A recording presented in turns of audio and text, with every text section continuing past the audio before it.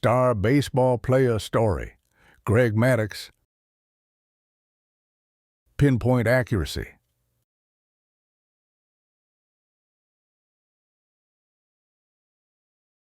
When he was a kid living in Las Vegas, Greg Maddux practiced baseball whenever he had time. His dream was to become a pitcher, and he was happiest when he was pitching balls. But baseball was not very popular in Las Vegas. It's hard to find a good baseball coach here. I will get much better if I had a good teacher. Young Maddux was sad, but he always pitched balls nonetheless, and slowly got better at it. Then one day an old gentleman approached Maddux. "Young boy, you must really like baseball, don't you?" "Yes, sir." Maddux was confused at the unexpected situation. Then the old man continued, "My name is Ralph Mader, and I run a baseball class for kids in this area. Would you like to become my student?" Maddux could not believe him. He was so happy he almost screamed out in joy. Ralph Mader used to be a famous scout from the Major League. After he retired, he spent his life teaching kids baseball in Las Vegas. He noticed Maddux by accident, and it was the greatest fortune for a boy who loved baseball. "I want to get recognized by Mr. Mader by practicing hard." Maddux's heart was so full of happiness on his first day at the baseball class. It was finally Maddux's turn to pitch in front of Mader. He put in more power to his arm than usual and pitched. Whoosh, tilde, slam, whoosh, tilde, slam. The balls Maddux pitched flew fast into the catcher's mitt. "The coach will now compliment me for my pitching. None of my friends could pitch as powerful as I did." Maddux's expectations started to grow bigger as he kept pitching with his full force. But when Maddux finished his pitching practice, Mader said something Maddux did not expect.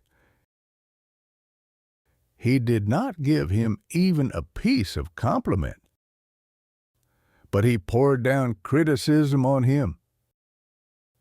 "You're not even that big, and you're pitching just with your power.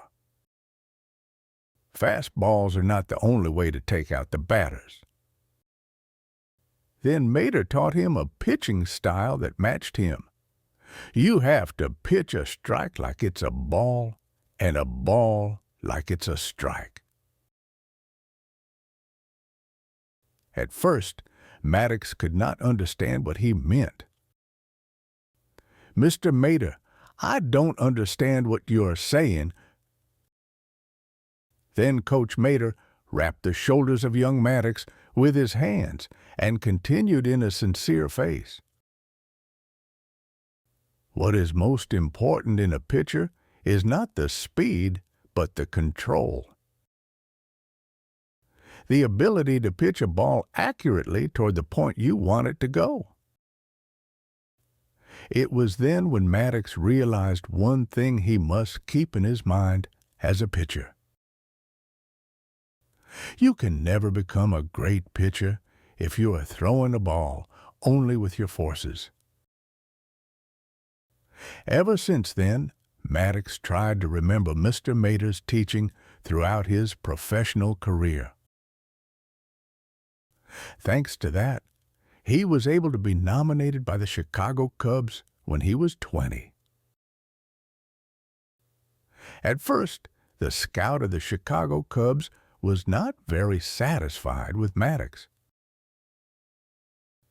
"He's too small to succeed in the major league as a pitcher. His ball is not that fast either." But soon he changed his mind. "Huh?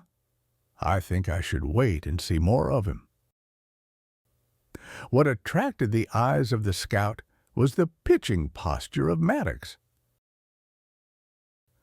I've never seen a pitcher who pitches so smoothly.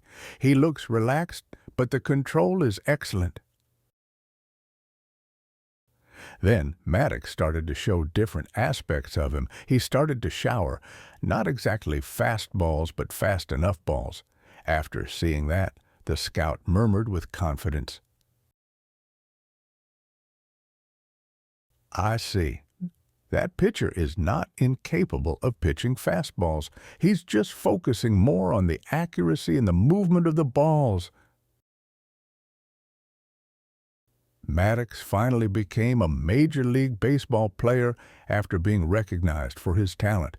But the real MLB was not easy at all. Maddux started to put more power in his shoulders, unlike what he remembered to, and his performances ended up in mere mediocrity, easily giving away 5-6 points in each game. Heavily disappointed, smiles disappeared from his face. One day, the coach for pitchers came up to him and said, "Hey, stop thinking about getting strikeouts. 3 strikeouts just happened by chance."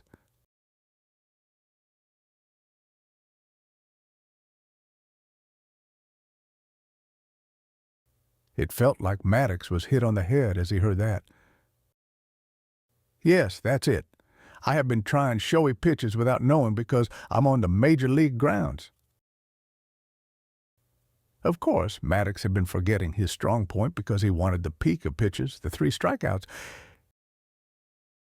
He was trying fastballs to the strike zone from time to time while he had been pitching accurately with his fluid movements. And those fastballs led to safe hits that ruined the game. In the end, the advice from the pitching coach was in the same vein as the old teachings from Mr. Maida. Ever since then, Maddux stopped being greedy. Even when there were big critical moments and even when the spectators cheered, he kept his style and pitched calmly.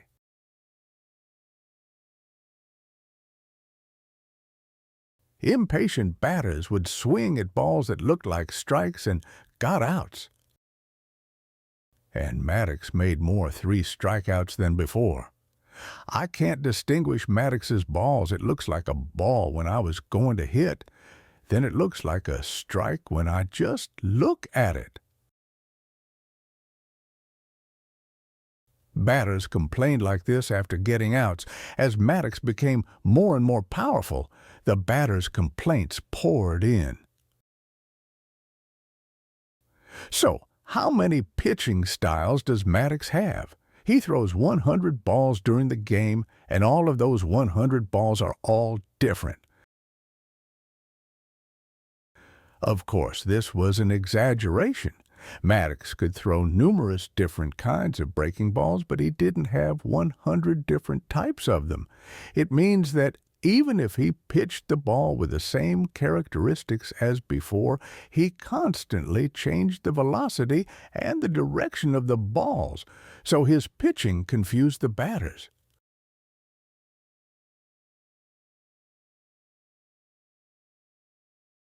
Maddux's teammates could not applaud him enough. Maddux is not an average pitcher. When he's pitching, he's more like a scientist than an athlete. That wasn't all. He even got a nickname, the Professor. The mental tug-of-war between Maddux and the batter is intense. It feels like he's inside the batter's mind. Thus, Maddux changed the prejudice against the pitchers that they have to throw fastballs to become the best, and gave hopes to the pitchers they can succeed even if they don't throw fastballs.